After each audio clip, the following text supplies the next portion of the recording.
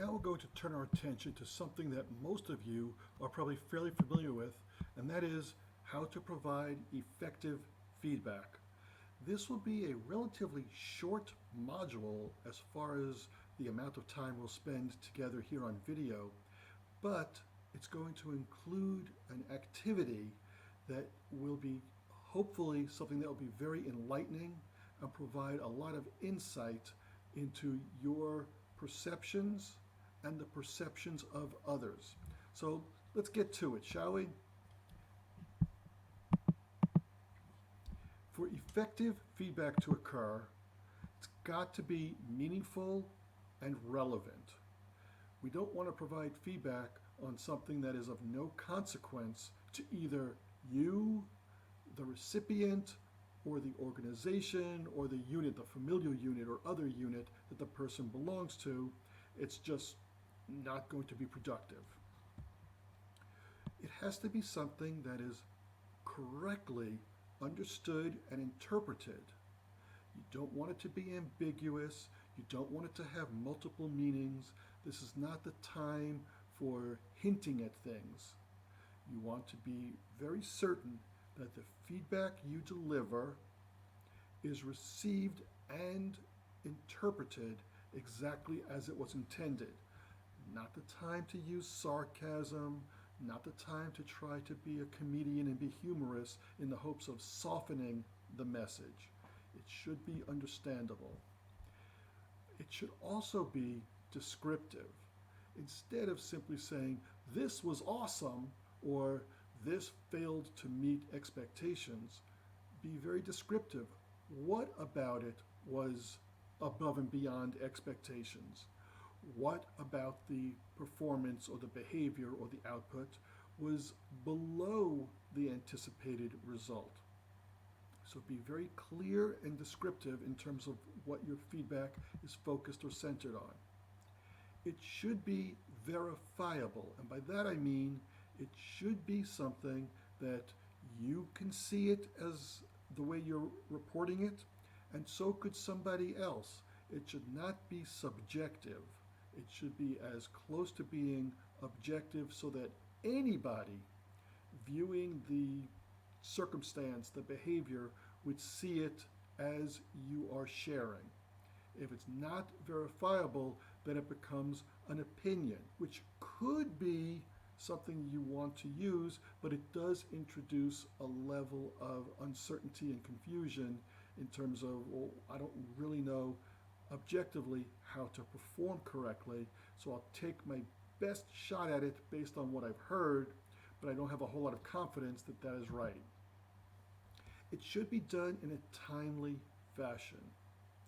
Providing feedback weeks, months later about an occasion that occurred in the past makes it very difficult for the recipient to change behaviors because there'll be all of that time lapse in between. They may not even recall the circumstance you're referring to, and even if they do recall it, they may not view it with the same set of eyes weeks and months later that they did at that time. So provide feedback as close to the event that you are responding to as possible and not allow a whole lot of time to get in the way of the behavior, the outcome, the output, and your feedback. It should be limited. You don't give feedback with a bullet list of 7 or 8 things that you want the person to work on.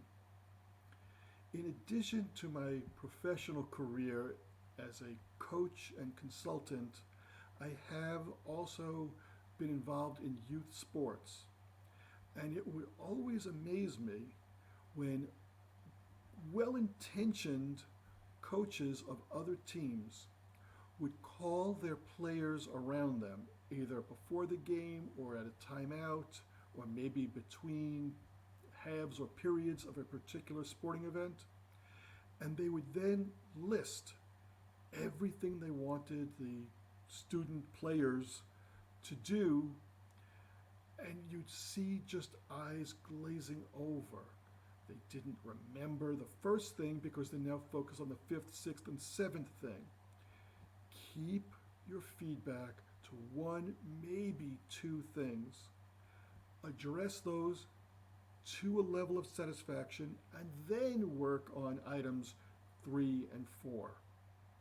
Don't try to load too much into one feedback session because it just won't prove to be effective.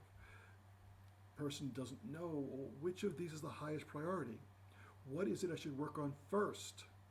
So you just are going to be shooting yourself in the foot. Work on a very limited being one or two number of things in your feedback, and then build from there. It should be comparative. This was like that, and that was good. This other performance was more similar to another thing that didn't achieve the outcome or objective. In that way, the person receiving the feedback can link, oh, okay, this was a good thing, that was a less positive thing, and it's more easily recognized because I can link it to another performance, another behavior, another outcome or output. So when possible, it should be comparative. Let me show you a list of what I've just gone through so that you can see it for yourselves. It should be relevant and meaningful to the situation. It shouldn't be ambiguous, rather it should be easily understood by the person receiving. It should be descriptive, so it's not a general, wow, fabulous, terrific job, nor should it be, boy, is that the worst I've ever seen. Rather, it should be, this occurred, this is why it was terrific, that occurred, here's why it didn't achieve the results we expected. It should be, to the extent that you can make it, fact-based, verifiable, objective. It should be provided in a timely fashion so that somebody is not unaware that on either side, either they're doing a wonderful job and we're unaware that that was in fact graded or rated very well, nor should it be a situation where they continue to make the same mistakes over and over again without the feedback telling them, here's how it can be improved. Keep it to the one or two things to work on. It should be limited in scope, and then it should be comparative so someone has something to anchor the feedback to something else that they are familiar with. That is what we want to do to provide effective feedback. Now, a couple of things I want to bring to your attention. There's a very common process used called the sandwich. And the way this works is you give somebody praise, a compliment, then you provide what's called constructive feedback. And that's a euphemism in most instances. That's your criticism. That's your negative feedback. But you save the day because on the back end, you again praise somebody. Now, in theory, that sounds wonderful. You start with a feel good, then they're more receptive to hearing the constructive feedback, and then again, you lift them up with a praising, complimenting conclusion to your feedback. My strong feeling and experience is that people ignore the pre and the post, and they focus on the negative. They recognize that this is really an artificial construct and that the feedback provider is stretching to, well, let me stroke you and pet you and tell you how wonderful you are. Then let me hit you with both barrels. And then after you're bleeding on the floor, let me lift you back up, pat you on the back and say, but you're doing a great job. Well, come on.